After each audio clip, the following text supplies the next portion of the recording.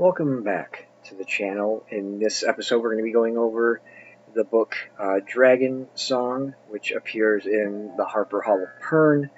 It's an omnibus, but I'm doing each story separately. So before we get into the story, though, as always, please like, subscribe, turn on the notifications, leave a comment down below. Let me know what you think of the series. Any kind of feedback you might have. I always love hearing from you. So anyway, this book takes place pretty much around the same time as Dragon Quest. 7 turns or years after Lessa brings the old timers back, the old timer dragon riders. Here, though, we go and follow a character named Manola, who lives in a sea hold, and she's actually Pederon's basically apprentice in a sense. And for those of you who don't remember from the Master Harper of Pern, Pteron was the Robinton's father, who ends up becoming Master Harper of Pern. So Manali lives in sort of this kind of a backwards thinking sea hole. Pederon's basically on his deathbed, doesn't let anybody. He sends 2 of her songs in that she wrote. They're supposed to be really, really good. But he doesn't say that they were written by a girl. He doesn't say who they were written by. So her parents and the sea holder, who is her father, basically says you're not.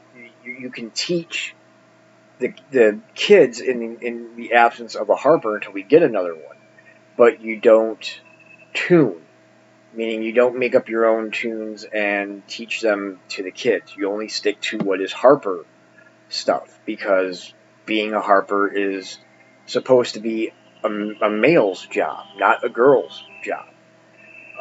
So Elgion comes in. Well, actually, before Elgion comes in, she's teaching these kids, and one of the teaching ballads that she's teaching them, Manali has had this tune in her head, and she just kind of starts to put it in automatically, and it's heard, and she basically gets whipped with a belt across the shoulders. I mean, pretty cruel stuff. So, I mean, there's physical cruelty, there's mental cruelty in here as well, because she's told that she's not to teach again. So, being in a sea hole, they do a lot of fishing, and she's cutting these fish, and she cuts near a tendon, and the kind of fish that she's cutting, it has like a sort of, I don't want to say like a bacterium or a poison, but it can cause severe infection. And her mother, who is supposed to be very good at healing, doesn't do a very good job of it. So her hand is basically kind of gnarled, and she's never to play again, or that's what she's told. So her gift of being able to play the music has been taken away from her, and she just decides that she's tired of dealing with the hold. There's nothing there for her anymore. Music is gone. You know, I might as well. She figures to herself, I might as well go somewhere, just anywhere, where I can just be me and be who I am, and because she can still sing.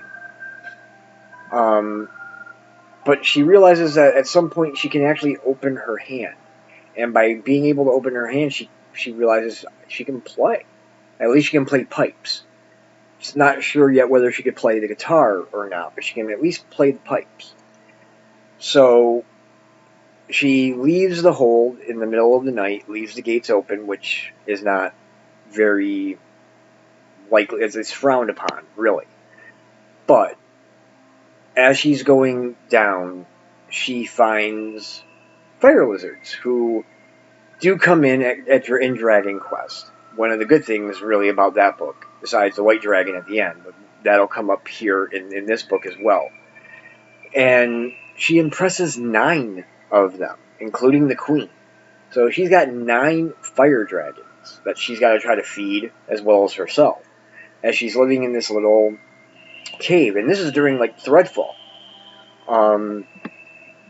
She's finally rescued by a dragon rider who just happens to be sweep riding during a fall of thread. And they look at her like, you're nuts for, you're a holder. You should not be out in thread. You should be in your hole.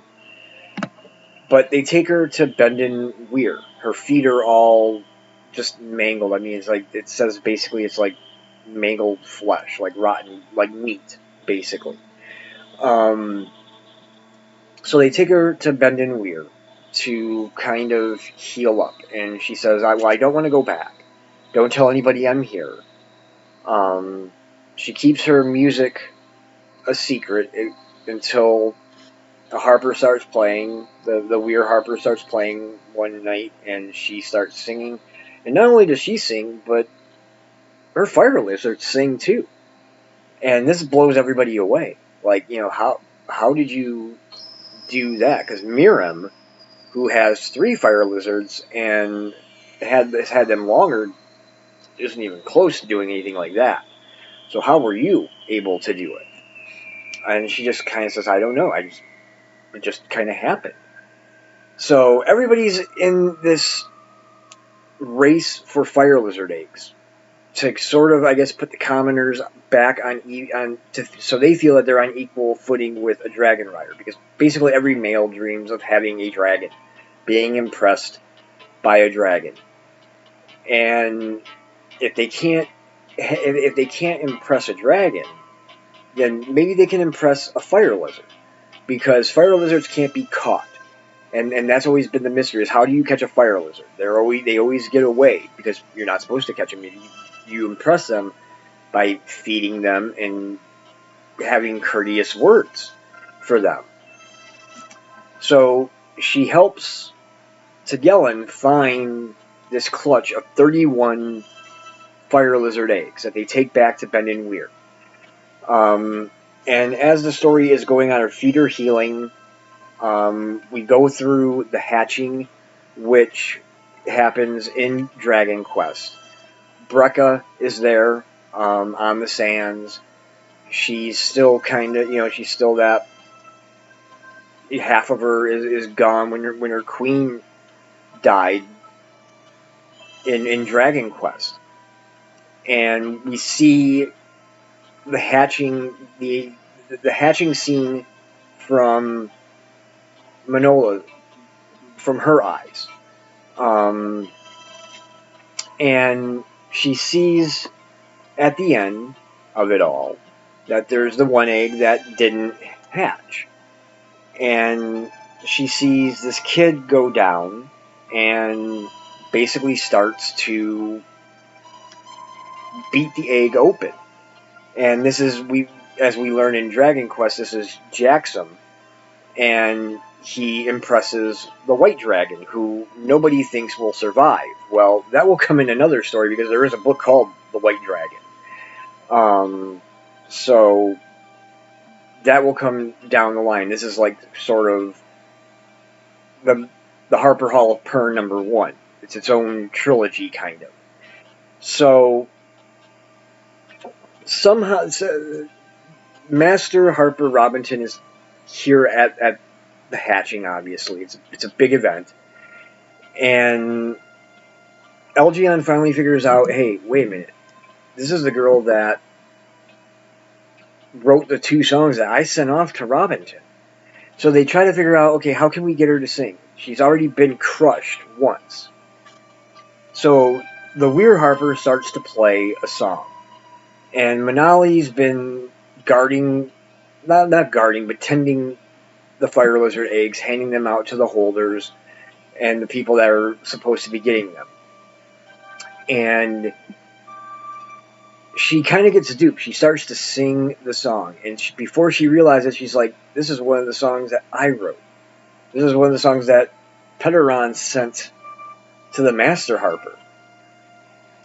So their Master Harper Robinson's like, why don't you play your own song? And she says, I can't play, and she holds up her hand. And the Master Harper Robinson looks at it and sees the scar and says, yeah, you can play. Now, give me my fire lizard eggs, gather your stuff, we're going to the Harper Hall. You're going to be a Harper. What your parents thought of having a girl Harper be basically a shame to the whole doesn't work. No. You're coming with me, you're going to be a Harper. So where the story ends is she basically is going off on Dragonback with Master Harper Robinson to be a Harper. So the second story, which is going to be Dragon Singer, I'm assuming, and I'm going to be getting there next because, like I said, I'm doing each one separately. It's 3 books in one, so for me and my reading goals is only counting as 1 book, even though it's three books in one. But basically, I think it's going to be her at the hall, learning how to be a Harper, being a female, and probably getting razzed about it as well. So that, in a nutshell, is the story. And I would give this probably a 4.7, even though I know you can't really do 0.7s and that on Goodreads, but I would give it a 4.7. I thought it was a good story. It's written more for like young adults. I think this is where she tried to really reach out to the young adults, to get them into the Pern series. So yeah, with that, please like, subscribe, turn on notifications so you know when new videos come out. Try and leave a comment. Let me know what you think. I always love hearing from you. I respond back, so I'd love to hear from you. And as always, keep YouTube literate, and God bless.